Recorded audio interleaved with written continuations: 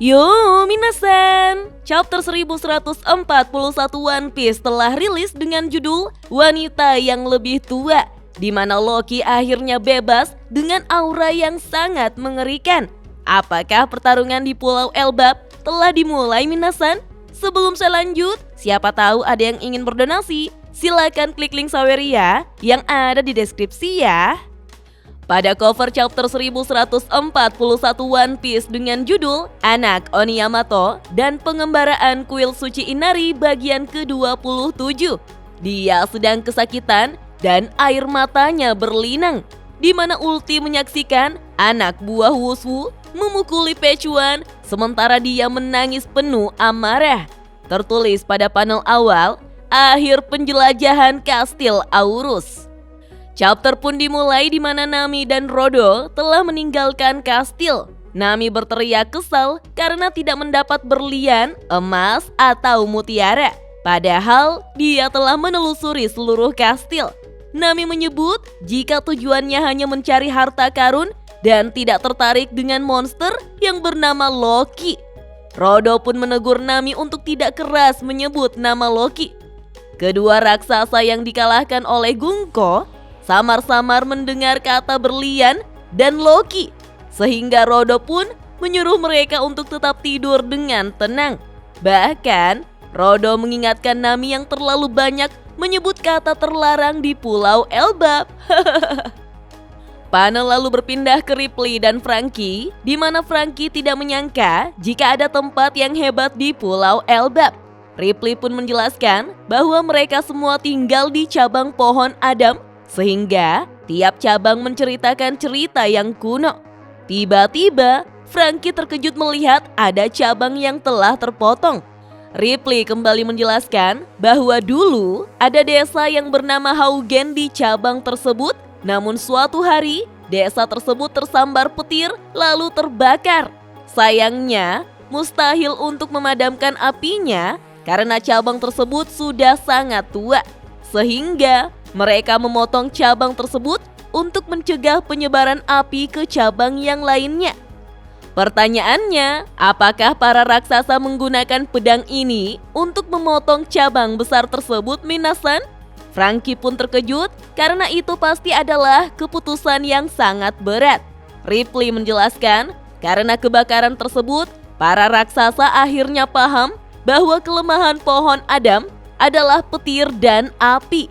Panel kembali berpindah ke desa barat tempat pesta sedang berlangsung, di mana Usopp yang kebanyakan nokip hingga mabuk bertanya, "Dari mana saja Nami?" Begitupun dengan Zoro dan Luffy yang tidak kelihatan. Mendengar itu, Nami hanya mengatakan bahwa sepertinya mereka berdua sedang menjelajahi pulau. Di saat Jarul mendekati Usopp dan Nami dengan oleng, Usopp memperkenalkan Nami kepada Jarul sebagai navigator jenius bajak laut topi jerami. Jarul yang melihat Nami pun langsung mengatakan bahwa Nami sangat cantik. Mendengar itu, Usopp lalu bertanya, perempuan seperti apa yang disukai oleh Jarul? Dengan tertawa, Jarul menjawab jika dia menyukai perempuan yang lebih tua darinya. Wah, apakah Jarul menyukai seorang perempuan dari abad kekosongan, minasan? Mendengar itu, Usopp pun langsung menampar pedang yang menancap di kepala Jarul dan mengatakan bahwa itu adalah hal mustahil, sebab Jarul adalah orang yang paling tua di dunia ini. Khairuddin pun langsung menahan Usopp dan melarangnya untuk menyentuh pedang yang ada di kepala Jarul karena itu bisa membuatnya terbunuh. Nami serta Jinbe pun tersenyum melihat Usopp yang sedang mabuk. Mereka sangat paham jika impian Usopp adalah datang ke Pulau Elbap. Di saat bersamaan, Sanji pun tahu jika Gerd tidak ada. Dia lalu bergegas mencarinya. Kita lalu diperlihatkan di mana Gerd telah memeriksa kedua raksasa yang dikalahkan oleh Gunko. Menurut Gerd, raksasa yang satu mengalami patah tulang tangan dan kaki, sedangkan yang satunya terluka karena benda tajam atau semacam serangan kejut. Gerd pun meminta penjelasan yang rinci kepada Rodo karena itu bukanlah hal yang wajar terjadi. Rodo pun menjawab jika dia tidak tahu dia hanya berjalan-jalan di kastil untuk mencari inspirasi agar bisa merancang kastil baloknya. Lalu dia melihat pintu kastil telah rusak serta menemukan kedua penjaga kastil telah terkapar. Namun Gerd mulai curiga karena Rodo berkeringat banyak sekali, sehingga Gerd pun berniat untuk membangunkan para penjaga lalu menanyainya. Rodo pun bergegas menghentikan Gerd karena para penjaga tersebut sedang terluka dan butuh istirahat. Lalu Gerd ingin memberitahu Jarl, tetapi Rodo justru mengingatkan Gerd jika dia menghentikan pesta tersebut tanpa adanya bukti yang kuat, maka hanya akan menyebarkan kegelisahan dan merusak suasana. Gerd lalu berbalik menatap Rodo. Di saat bersamaan, Rodo berkata dalam hati bahwa dia harus bertahan hingga Luffy dan Zoro kembali. Karena jika tidak, maka Rodo bisa saja dianggap terlibat dalam pembebasan Loki. Bahkan, Rodo sebenarnya berharap jika Loki bebas sehingga Loki bisa pergi dari Pulau Elbap. Karena menurut Rodo, tidak ada yang peduli jika Loki buat onar di luar Pulau Elbap. Namun Rodo kepikiran bahwa menyembunyikan adanya penyusup yang menyerupai Shanks bisa menyebabkan masalah. Bersamaan dengan itu, Gerd pun melompat lalu menghantam Rodo hingga terkapar di tanah. Gerd lalu berkata bahwa Rodo pasti menyembunyikan sesuatu. Gerd tahu jika dia mengetahui apa yang terjadi di kastil.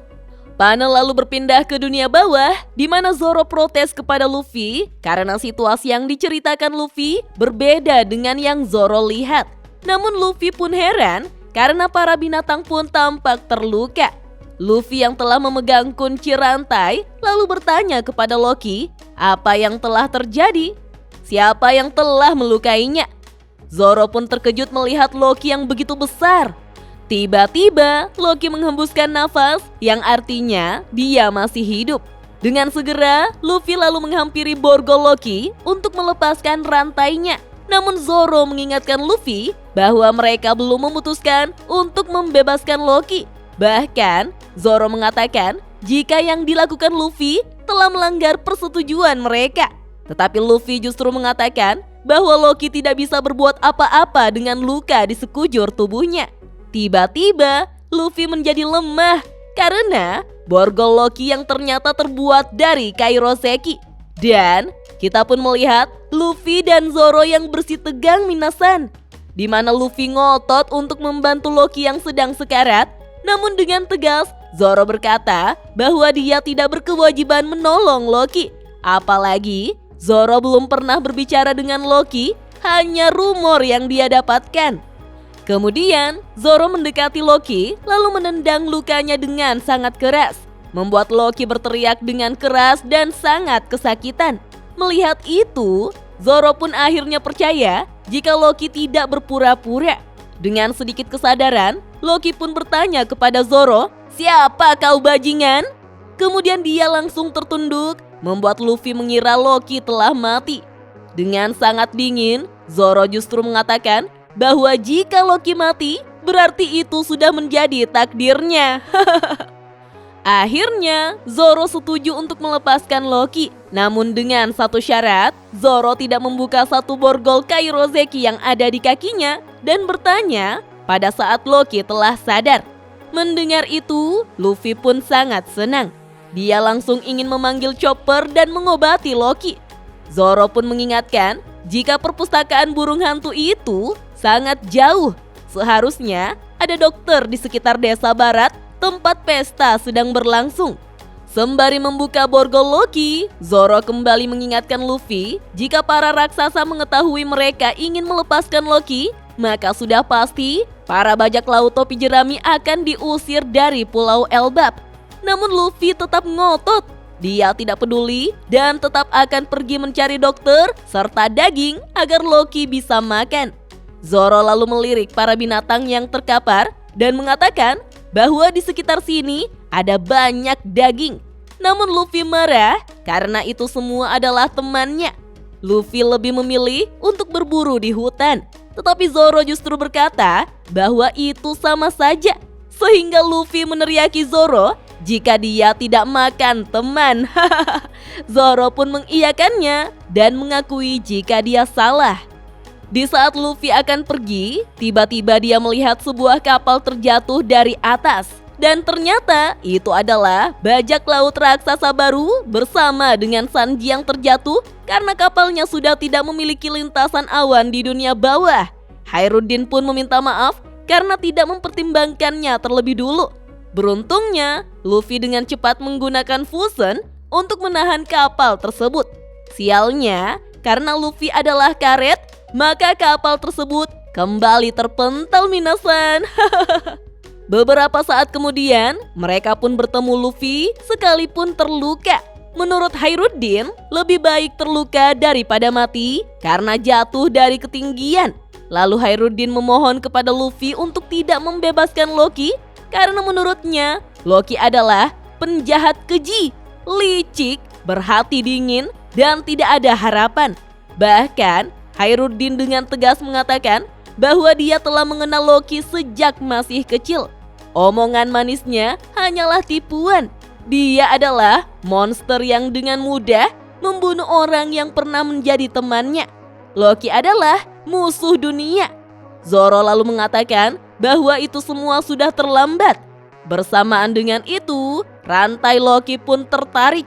Dan kita pun akhirnya melihat Pangeran Loki yang berdiri dengan aura mengerikan tepat di hadapan Luffy minasan. Para bajak laut raksasa baru pun sangat terkejut. Begitupun dengan Luffy yang mengira jika Loki masih pingsan. Dengan sangat panik, Khairuddin berteriak agar Loki berhenti dan menyingkirkan tangannya dari Ragnar atau petir besi. Dengan seram, Loki pun tersenyum. Tertulis pada panel akhir, Pangeran Terkutuk pun bangkit. Dan chapter 1141 One Piece pun hanya sampai di sini minasan. Wah, sepertinya hal menarik akan segera terjadi. Entah itu Loki menyerang Luffy dan Zoro atau justru menyerang Holy Knights. Pada intinya, pertempuran di Pulau Elbap sepertinya telah dimulai. Oh iya, minggu depan One Piece tidak libur. Hiyatta.